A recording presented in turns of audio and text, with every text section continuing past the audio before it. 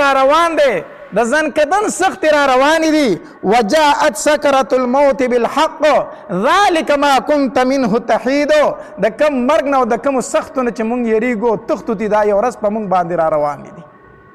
دا په موږ باندې یو ورځ را روانې دي د مرګ سختۍ دي ډېرې دي په مسلمان باندې هم دي په کافر باندې هم دي خو د مسلمان دپاره د ګناهونو کفاره ده او د کافر دپاره دا یو سزا ده سزا ځنکدن سخت دپاره سړی راځي په نیک هم راځي په بد هم راځي حتی تر دې پورې چې په نبي علیه صلات وسلام باندې هم د ځنکدن سخت راغلی ده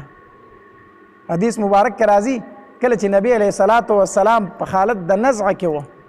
خواته ورته اوبه پرتې وي په هغې کې به یې داسې لاس ښکته کړو چې دا سخته به پرې ډېره شوله او دا لاس به یې لون کو داسې به یې راواغسته په خپل مخ مبارک به یې داسې راوکاږو او بیا به نبی علیه صلات وسلام وویل لا اله الا الله ان للموت سکرات د الله تبارک وتعالی سره څوک شریک نشته دی یقینا د مرګ دپاره ډېرې سختۍ دي د مرګ سختۍ حق دی حق دی د ځنکدن سختۍ حق دی عایشه وی فرمایي وی ما چې کله د نبی علیه صلات وسلام د ځنکدن سختي ولیده که نه نو زما دا وهم ختم شو وی مخکې به ما وي چې څوک بدعملی په هغه باندې د ځنکدن سختي ما وی چې څوک بدعملی په هغه باندې د ځنکدن سختي خو چې د نبی علیه السلام سختي مې ولیده دغه وهم او دغه خبره زما ختمه شوه الله تبارک وتعالی دې موږ ته د ځنکدن سختې اسانې کړي د ځنکدن سختې راته پرتې دي رونو دا راته پرتې دي دې له به تیاری کول غواړي یو صحابي دی عمر ابن عاص رضی الله تعالی عنه دا ډېر هوښیار صحابي و دی به چې ځان له کېناسته نو په جړا به شو په جړا به شو وی کاش چې داسې یو هوښیار انسان وی چې ماته د ځنکدن د حالات بیان کړه چې په ځنکدن کې په انسان څه تېرېږي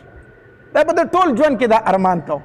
کاش چې داسې یو هوښیار انسان وی چې ماته د حالات د ځنکدن بیان کړی د ځنکدن په ټایم کې چې په ده کې مې خبرې شروع چې دا ماته کولی چې اوس په ما سره دا کېږي او دا کېږي دا افسوس په ده کوم چې کله دی بیمار شو حالت د ځنکدن کې شو که نه او بیهوشي پرې راله نو چې کله په هوش کې شو نو زوی یې خواته ناستو وی بابا تا به دا خبره ډېره کوله چې کاش یو هوښیار سړی وی چې ماته حالات د ځنکدن بیان کړی نو ته خو هم ډېر زیات هوښیار یې ته هم ډېر هوښیار انسان یې نو ته راته اوس ووایه چې په دې حالت کې په تا باندې څه تېرېږي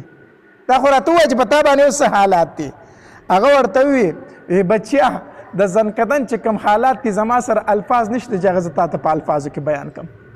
زما سره داسې الفاظ نشته دی چې زه تا ته د ځنکدن د حالات بیان کړم خو دومره درته وامه که نه چې رضوي غر نه دی رضوي غر دا د یو غر نوم دی زه وامه چې رضوي غر زما په دې سټ باندې ماله چا ایښی دی زما په دې سټ باندې رضوي غر پروت دی او داسې وامه ما ته داسې لګي چې زما په دې بدن کې د غنو یو څانګه خوره شوې ده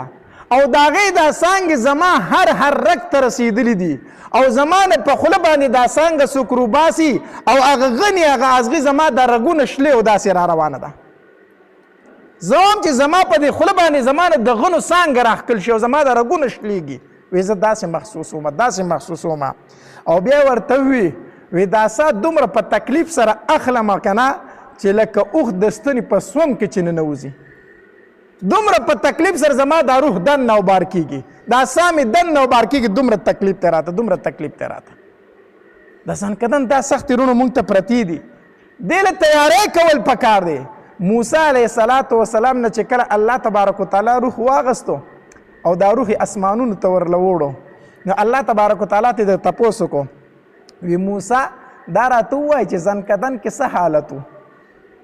ځنکدن در باندې څنګه تیر شو موسی دا راته ووایه موسی علیه السلام ورته وفرمایل وی الله د ځنکدن سخته داسې ده دا روح ایستل د انسان نه داسې دي لکه د ژوندۍ بیزې نه چې سرمن وباسي د ژوندۍ بیزې نه چې سرمن وباسي یا وی یو مرغۍ ده او ژوندۍ دې اور ته ویشتې ده ژوندۍ ته اور ته ویشتې ده او هغه د هغې اور نه الوتې هم نه شي او ژوندۍ پکې سوځي داسې حالات دي د ځنکدن داسې حالات دي د ځنکدن موږ ته پراته دي موږ د دنیا په کارونو کې دومره غرق شوي یو چې د حلال او د حرام تمیز را نه دی پاتې شوی دومره جوړ شوي یو چې د آخرت فکر را سره نشته د مونځ فکر نشته د روژې فکر نشته د ذکر او اذکارو فکر نشته، د درود شریف ویلو فکر نشته دی، د بل د حق خوړلو فکر نه کوو چې یاره دا زه خورم زما نه به د دې الله تپوس کوي،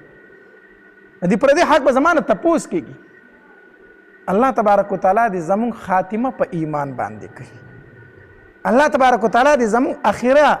خاتمه په ایمان باندې کوي. که یو انسان نیک اعمال کوي هغه له په د خپل نیکو اعمالو باندې ناز نه دی پکار.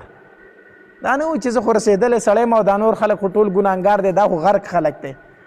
او چې کم ګناهګار دی هغې له توبه ایستل پکار دی چې الله دا زه په کومو شاړو روان یم.